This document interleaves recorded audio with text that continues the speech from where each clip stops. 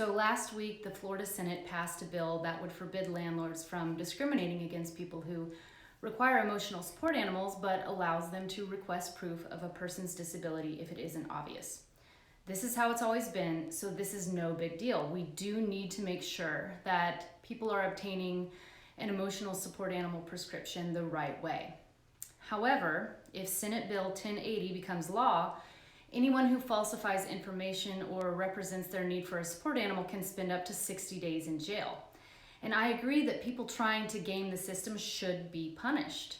However, I think they're missing a word in here. They should say that anyone who intentionally falsifies information can receive sentencing. Because here's the deal. How are people not trained as doctors or therapists supposed to know exactly how to get proper documentation? If you actually Google emotional support animal, you'll get 100 different sites that will say they'll give you one for $50 or $100 and you can be on your way. More disturbing is that the sites do actually have enough facts on them that they look pretty legit. And so how is the common person supposed to know that these sites are going to get them in trouble?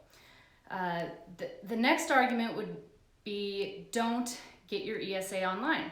I agree. However, there's a big difference between an online website that's issuing certificates versus a telehealth company. Online and telehealth services are completely legitimate forms of therapy now, and they're incredibly convenient. Millions have turned to this convenient and affordable service, but how might you know the difference? One of the simplest ways to know is if you actually had contact with a therapist or a doctor. Did you just fill out a questionnaire and you were immediately rewarded with a letter or certificate? Sorry, those are not real. So actual conversations need to take place with the individual. Moving on, Florida law is saying that they will put people in jail for misrepresentation. And my question again is, how is the client supposed to know the difference between legitimate and illegitimate? Regulation should come in the form of vetting and shutting down companies who are preying on these people who don't know any better. We need to be punishing the companies, not the people. I agree that it's becoming increasingly important that we have more stringent rules and regulations pertaining to service animals and emotional support animals. It's completely necessary.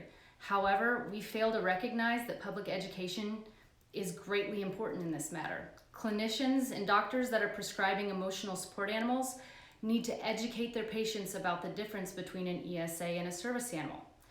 ESAs aren't allowed in public places, and they're to be utilized for housing and air travel only. An ESA can only be recommended by a licensed doctor or a clinician who has actual therapeutic contact with the patient, and so on and so forth. But what Florida is saying is if they pass this law, a misinformed patient could acquire a criminal record and further damage their mental health by making the mistake of trusting a company that issues letters without ever having any contact with the client.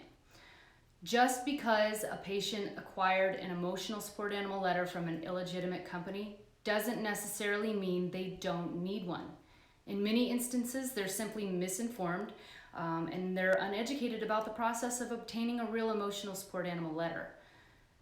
With the rise of telehealth, which is incredibly important to our future healthcare system, there are many online websites that are taking advantage of individuals with a mental disability who are just seeking a little bit of help. Instead of punishing these individuals seeking the mental health services in the wrong places, how about we vet these companies? How about creating a credentialing system for doctors and clinicians who might utilize animal-assisted interventions in their practice?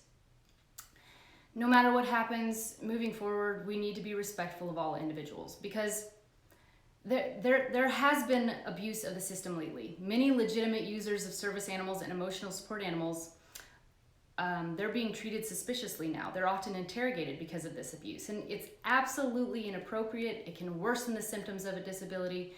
Many disabilities are often invisible to the naked eye, and we need to be more compassionate to individuals walking around with invisible scars. We need to become a pro-mental health nation. So say no to the Florida Bill 1084.